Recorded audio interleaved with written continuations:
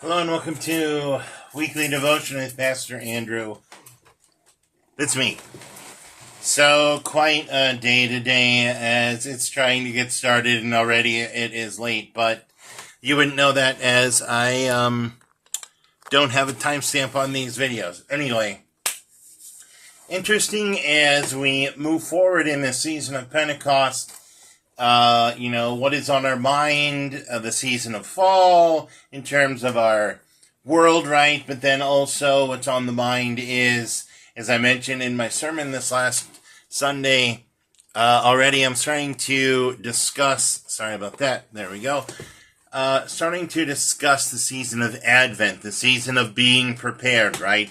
Preparing ourselves for what is to come. But we're not quite there, are we? So we're going to start hearing these words, right? Be opened. We're really past that, though, as we're in the season of Pentecost, because, now we should be opened already to kind of take it in. But I think it's something that we constantly need to be. These things are switching places. Oh, look at that. It's 3D, right? We're switching places. We're open, but we need to be that. But then also we need to be prepared, right, in this season of Pentecost to take over, and then also to be prepared to learn once again and to go through that cycle. I hope that makes sense. So, as I have been doing for quite a while now, we've really kind of been focusing on,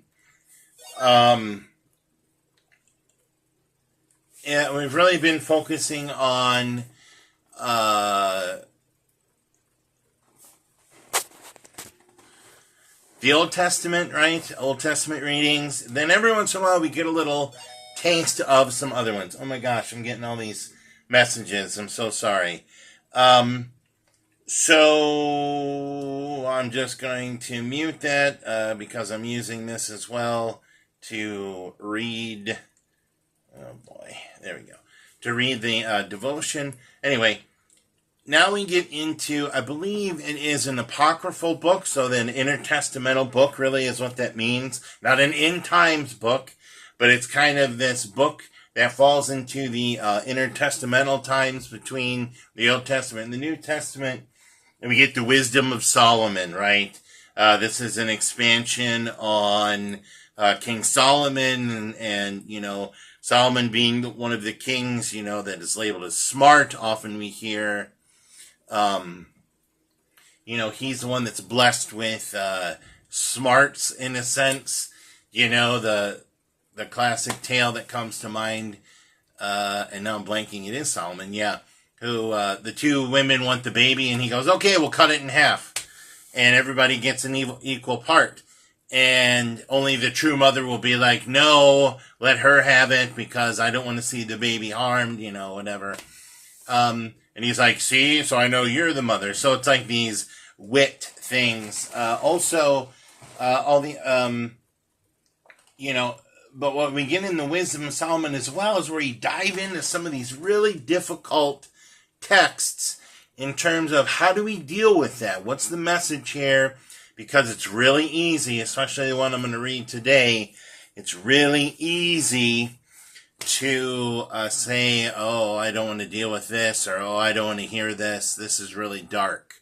But really, what's the message there? It's perhaps a darker message to evoke within us a question of a different, in a sense, a different question. So the Wisdom of Solomon, it does jump a little bit, and as you know, if you watch these, I don't really care for that. But we're going to do that. So Wisdom of Solomon 1:16 through 2:1. So chapter 1:16 through chapter 2:1. And then we skip to verses 12 through 22. And I think this is a subtitle. I'd have to look at my other...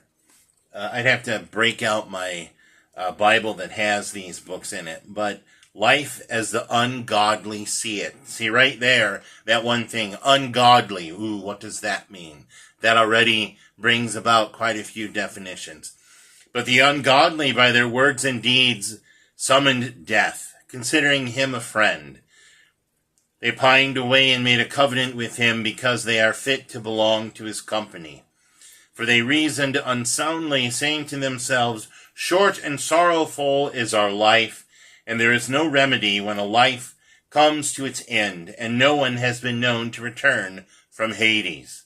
See, this is where we start to get some of the, I almost want to say, not the album, I almost want to say a bit of the biblical folklore, right? Here's where, we start to get these ideas of angels and like the goings on of angels, and here we're hearing about Hades, right? And of course, where does Hades come from? There's that Greek Roman background being mixed in there. So interesting historical context to throw in there, but in a sense, what do we get? Death is in Hades. So is this in a sense factual, of a definite heaven and hell, Sheol, etc., place of the dead? No, it's like an expansion on that with cultural norms and cultural understandings, contexts being mixed in there. So no one has been known to return from Hades. Let us lie in wait for the righteous man, because he is inconvenient to us and opposes our actions. He reproaches us for sins against the law, and accuses us of sins against our training. He professes to have knowledge of God, and calls himself a child of the Lord.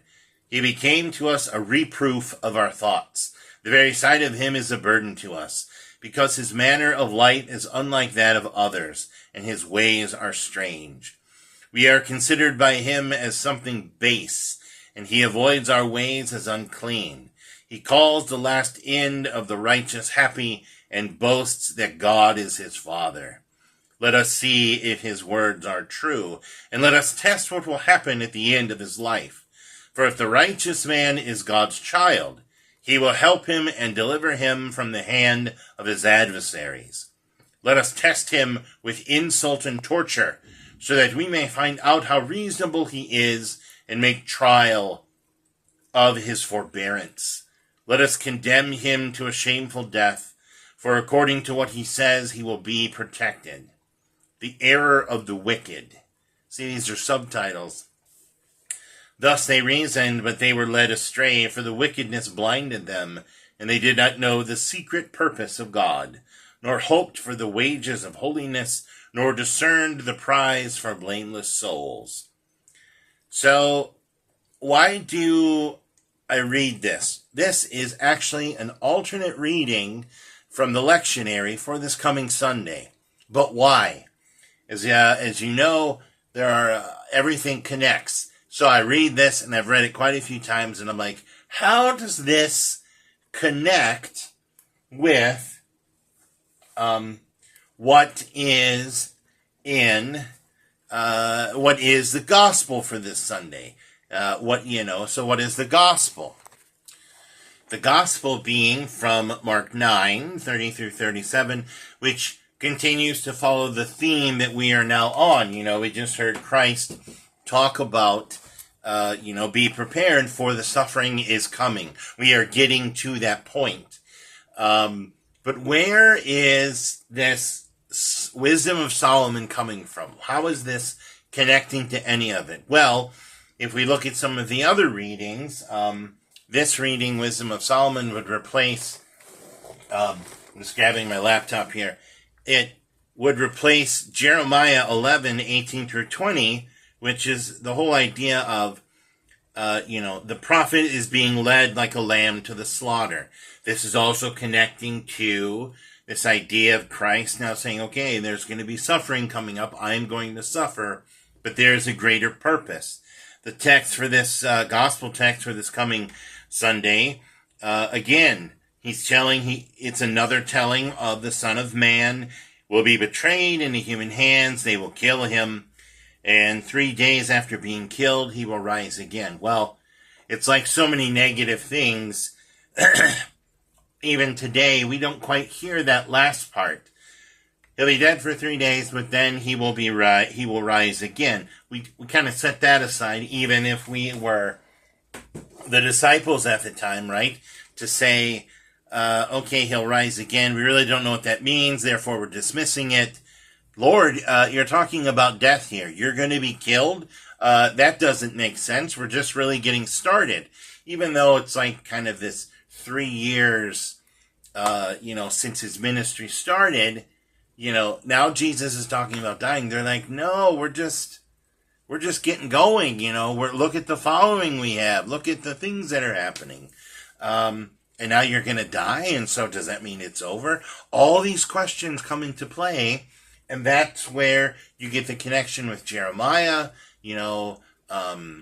I go up and I the martyrdom, right? This idea of dying for the Lord. What does that mean? Is it an actual physical death? Is that what Jesus is talking about? If these are the thoughts that are coming to mind for everyone, I'm just looking at the, all these questions that are brought about there. And, again, here we have another prediction of the Passion. And, but James, this reading, see, we're stuck in James, like I said a few weeks ago. Is Luther twisting around in his grave because he's like, ugh, James, why is that being read in our churches? It's this epistle of straw, right?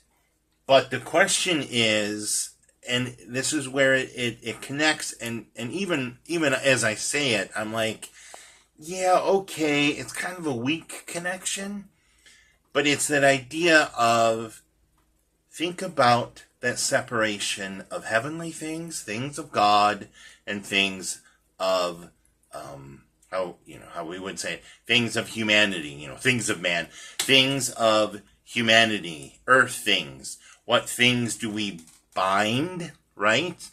And in turn bind us, because it's like, well, that's the rule, and so this is what we need to follow.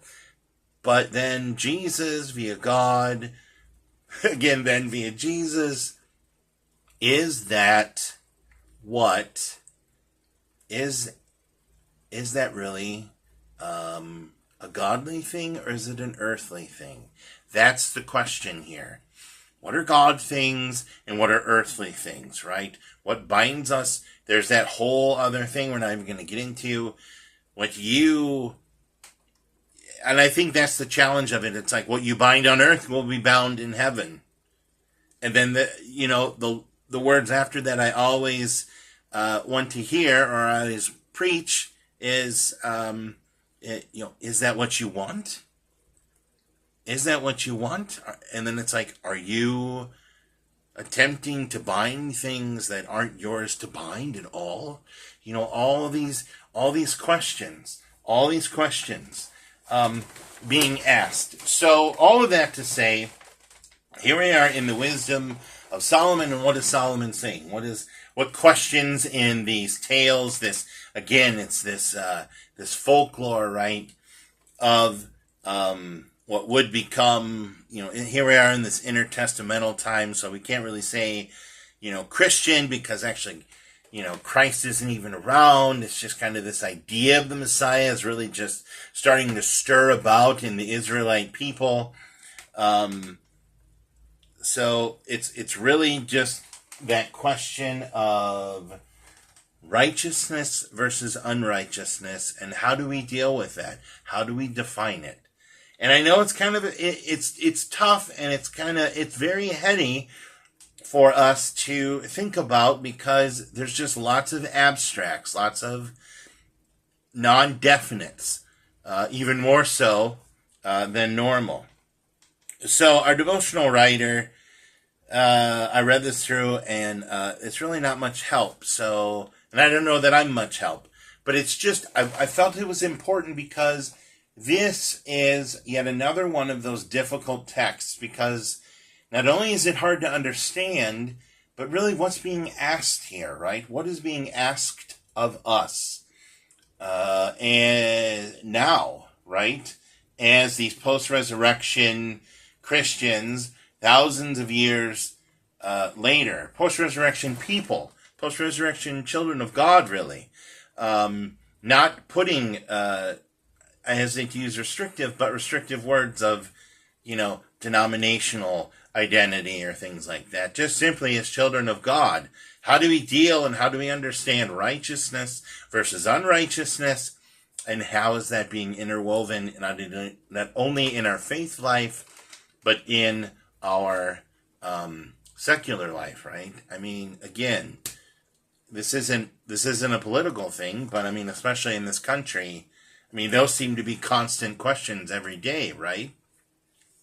We're looking for someone to make those choices, but why do we make the choice to do this or that for this or that person, or vice versa, right? So, no identification there of any kind of party affiliation or any of that kind of thing, but it's just, I mean, even those things that Jesus dealt with, right? There's always that political flow constantly intertwined, right? That thread. How much more can I do this, right? But a devotional writer says this: the ungodly plot is against a righteous person. So see that in itself, ungodly. What does that mean, right? Their plans include insults and torture and will end with a shameful death. As part of their planning and preparations for their heinous actions, they make a covenant with death. I read that, and it's, what jumps out at me is, again, that folk tales, death being, in a sense, this person, right? This representation in whatever, and then making a deal, right? What's the thing that we always see in movies and books and that whole storyline? Making deals with the devil, right? I give you my soul for this. I was just watching a show and then a movie where that was, in some way, was, again, look, I'm doing it again, intertwined in there. But just that concept, think of that concept. What does it evoke in you, right?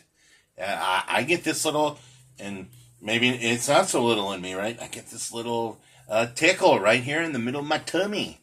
It's something I've seen so many times and interacted and read about, but then it's like, what does that bring out of me when I, at the very basic level, thinking about that?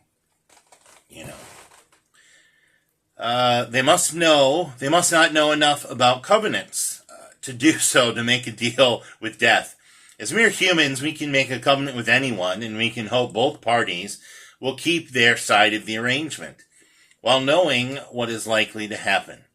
I can make a covenant with my spouse to eat no chocolate for Lent, and really mean to keep it this year. The ungodly will soon find out about the realities of making a covenant with death. The only fully kept covenant is God's side of a covenant.